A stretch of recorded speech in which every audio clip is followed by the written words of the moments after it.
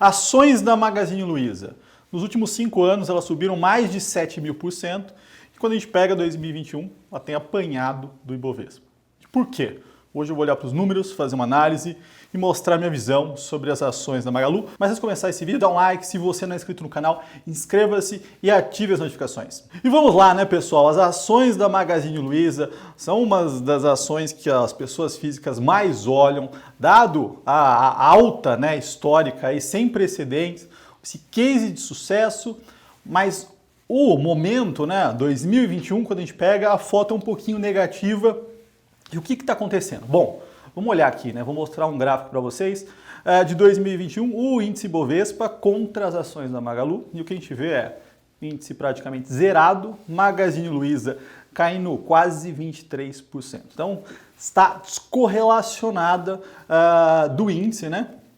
E por que isso está acontecendo? Bom, para a gente entender, né, o que está acontecendo, vamos olhar para os números da Magazine Luiza, né? O resultado do segundo trimestre saiu recentemente, então vamos dar uma analisada. E pessoal, a gente está vivendo também um momento de volatilidade na bolsa, né? Então a gente está aí sobre tensão, muita gente fala em se proteger. Eu vou deixar aqui embaixo um link com um e-book completo sobre opções, né? Então pensando em opções para proteger, redear a carteira. Então quem quiser, o link está aqui embaixo, é gratuito. Bom, vamos olhar para os números, né? Falando do resultado do segundo trimestre, vamos pegar uma visão geral, tá? O primeiro ponto que a gente olha aqui para o resultado é o GMV, que nada mais é do que a soma de todas as vendas, né, das lojas físicas, do e-commerce, do marketplace, né, que são as lojas de terceiros que a Magazine Luiza vende. E o que a gente vê aqui, tri contra tri, né, ou seja, segundo trimestre de 2021 contra 2020, um crescimento de 60% no GMV, né? Então a venda total foi de pouco mais de quase 14 bilhões, né? 13,7 versus 8,5 do último trimestre, né? Do mesmo trimestre de 2020. E um ponto que começa a chamar atenção é a retomada, né, do varejo físico. Então a gente viu isso no resultado de Via Varejo, que eu comentei aqui, e da Magazine Luiza não é diferente, tá? Então quando a gente pega aqui em relação ao segundo trimestre do ano passado, que foi o pior momento da pandemia, né? Então estava tudo praticamente paralisado, a gente viu um crescimento de 112%, então de 1,8 bi para 3,9 bilhões. Em relação a 2019, né? Então para ter uma comparação, 16%. Então ele cresceu nesse período, mesmo, né, um crescimento não tão forte, mas dado que estamos ainda, né, saindo dessa crise da pandemia, a gente está vendo uma retomada. Então, quando a gente olha para a primeira linha e para o varejo físico, a gente vê uma retomada, assim como a gente viu aqui na análise da Via Varejo. Outro ponto importante, né, a gente olhar aqui para o e-commerce, né? Então, a Magazine Luiza é o primeiro player, né, a grande líder desse mercado, a que se destacou, que conseguiu entregar resultados. Então, ela se destaca aí por ser a primeira, né, por conseguir fazer essa mudança, essa grande mudança. E quando a gente olha aqui para os números de GMV, né, que é a soma das vendas totais do e-commerce, a gente também vê um bom resultado. Então a gente está falando aqui que segundo trimestre desse ano contra segundo trimestre do ano passado, as vendas no e-commerce cresceram 46,4%. Lembrando que no segundo trimestre do ano passado, né, era o auge da pandemia, ou seja, as pessoas estavam comprando muito via e-commerce. E a gente está vendo aqui um resultado de crescimento, né, de quase 50%, mesmo com a volta do físico, né? Então a gente vê uma volta do físico e o e-commerce segue crescendo. Não, outro ponto importante, né, a gente olhar quanto das vendas vem do e-commerce. Segundo trimestre do ano passado, né, foi o número mais alto, né? Isso foi geral, porque estava tudo fechado, praticamente físico. Então aqui na Magazine Luiza, esse número é de 78,5%, hoje é de 71,6%, uma queda natural por essa distorção de base. Via Varejo foi da mesma forma. Mas quando a gente pega a quebra, né, do 1P, que são as vendas das lojas online, mas da Magazine Luiza, a gente viu um crescimento aqui de 40%, né? Então vendeu aqui 6,8 bi versus 4,8 no ano passado, então um crescimento forte. E quando a gente olha para o e-commerce, né, então para o 3P, que são as vendas do marketplace, ou seja, das lojas de terceiros, mas que estão disponíveis dentro do ecossistema da Magazine Luiza, esse número cresceu 63,3%. É importante olhar para esse número, né, porque a gente vê a alavancagem operacional da empresa em relação a esse crescimento, né? É muito mais escalável, né? Você consegue crescer muito mais com lojas de terceiros, né? Trazendo todo aquele mundo físico para o digital dentro do ecossistema da Magazine Luiza. Então, a gente vê que essa liderança e essa força que a Magazine Luiza tem continua, né? Os resultados aqui, tanto da primeira linha, quanto a melhora do físico e e-commerce, estão demonstrando um crescimento, né?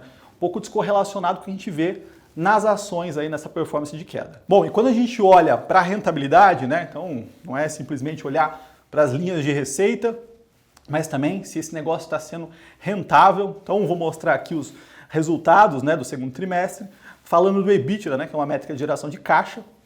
O EBITDA aqui foi de 455 milhões versus 147 do ano passado, ou seja, um crescimento aqui de mais de 209%. Então, melhora aqui na rentabilidade da Magalu. Quando a gente olha para o lucro líquido também, né? Então teve uma reversão de prejuízo do ano passado, de 62 milhões, para um lucro de 89 milhões, tá? Então conseguiu aqui entregar a rentabilidade, a empresa não demonstrou piora, mas pelo contrário, mostrou uma melhora aqui nos resultados. E o importante, né, é olhar também não só para os resultados, mas para o ecossistema. Quando a gente fala de business, de tecnologia, né, e e-commerce nesse momento aqui, nessa grande mudança que aconteceu nesse setor, é um negócio de tecnologia e de construção de um grande ecossistema, né? Então, ou seja, trazer muitas empresas que agreguem valor e criando, como essa nova palavra, né, que muita gente usa, o ecossistema, para favorecer e ajudar o crescimento do business. Então, dentro desse modelo, né, de crescimento do ecossistema, a Magazine Luiza anunciou, né, a compra da KaBuM!, que é uma empresa, é um e-commerce de tecnologia, então muita gente conhece. É uma das maiores plataformas do mundo de tecnologia e games aqui do Brasil, e com números robustos, tá? Então, eles estão falando aqui de 2 milhões de clientes, uma receita, né, de 3,4 bilhões e um lucro, né, nos últimos 12 meses aqui de mais de 300 milhões. Então, uma aquisição importante. Quando a gente olha para o todo, né, então trouxe aqui esse slide aqui da apresentação da Magalu para ter uma ideia, né, do que é a Magalu. Então, a gente está falando de não só das lojas da Magazine Luiza, né, mas é muito mais do que isso, né? Tem uma quantidade grande aí de empresas de logística, serviços financeiros, conteúdo e de vendas, quando a gente fala, né, não tem só a Magalu, né? Magalu, KaBuM!, Netshoes e outras aqui, como vocês estão vendo. Então é um grande ecossistema e a empresa vem investindo nisso, que é muito importante, né? Eu falei aqui na Via Varejo, né? Investir em logística é, sem dúvida, um dos pontos mais importantes para quem está no e-commerce. E cada vez mais essas empresas têm feito aquisições e melhorado a logística desse negócio, tá? Então, quando a gente olha para todos esses pontos, isso não conversa muito com o que está acontecendo com as ações. Mas vamos olhar para o valuation, né? Então, olhando aqui para métricas, vou falar de EV/EBITDA, tá? Que é uma métrica de geração de caixas versus o valor da empresa acrescido a dívida líquida. Magazine Luiza não tem dívida, né? É caixa líquido. Mas quando a gente olha para 2021, a gente está falando uma relação entre 60 e 65 vezes EV/EBITDA, tá? Pensando num EBITDA próximo a 2 bilhões nesse ano.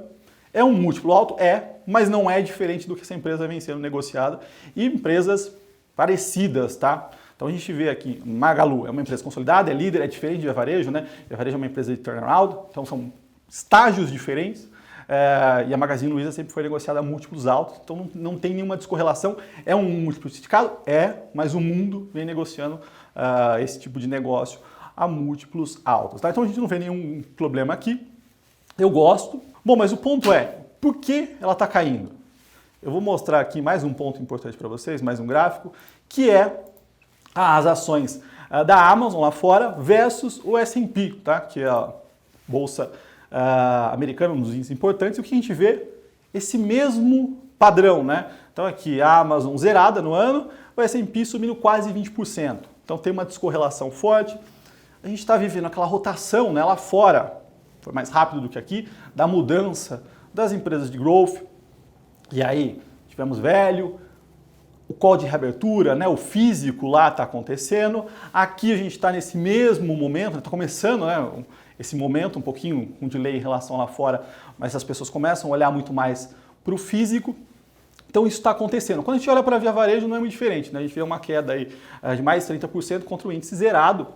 Então, quando a gente pega setorial, e não só no mercado local, mas lá fora, esse movimento está acontecendo. E quando a gente olha para os resultados das empresas, eles estão vindo bons, tá? Então, não é algo correlacionado com o valuation, mas muito mais com fluxo. Mas para quem investe em longo prazo, eu gosto dessas empresas, tá? Tanto de Via Varejo quanto Magazine Luiza. Então, não vejo preocupação. Pelo contrário, os números estão sólidos, Mas é um momento, né? Como eu falo aqui, muitas vezes as bolsas, né, elas têm ciclos e têm correlações muito fortes, setoriais e globais. Então por isso que é importante olhar para essas variáveis também. Como eu falei, galera, eu deixei um link aqui embaixo com um e-book completo sobre opções, para quem quiser entender um pouquinho mais, né? Entender como é que faz uma proteção de carteira, ou até mesmo estar exposto numa ação sem estar posicionado na ação, vale a pena começar esse estudo, tá certo? E se você gostou desse vídeo, dá um like, se inscreva no canal e até a próxima.